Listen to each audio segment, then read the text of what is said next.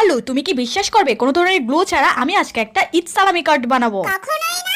তাহলে তো অবশ্যই তোমাকে পুরো ভিডিওটা দেখতে হবে। এই কার্ডটি বানানোর জন্য আমাদের লাগবে শুধু এক টুকরা রঙিন কাগজ। চাইলে তোমরা সাদা কাগজও ইউজ করতে পারো। আমার কয়েকটা বন্ধু কমেন্ট করেছে রমাদানের জন্য একটা কার্ড বানাতে, তো আজকে তাদের জন্য একদম সহজভাবে একটা কার্ড বানিয়ে দেখিয়ে দিলাম। ভিডিওতে আমি যেভাবে দেখিয়েছি সেভাবে তোমরা কাগজটাকে ভাঁজ করে এই কার্ডটি প্রথমে বানিয়ে নিবে, তারপর সেখানে সালামি বা টাকাটা রাখবে।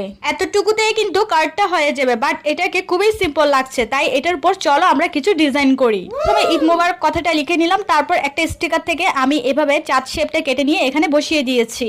এবার এরকম কালারিং প্যানগুলো দিয়ে এখানে আমি কিছু ফুল আর পাতা এঁকে নিচ্ছি। ফুল আর পাতা এঁকে নেওয়ার পর তৈরি হয়ে যাবে খুব সুন্দর প্রিটি একটা ঈদ মোবারক সালামি কার্ড। ওয়াও, শুধুমাত্র এক টুকরা কাগজ দিয়ে কোনো গ্লু ছাড়া কত সুন্দর একটা ঈদ সালামি কার্ড তৈরি হয়ে গেল। বন্ধুরা, তোমরাও এটা ট্রাই করো, এটা কিন্তু দারুণ হয়েছে।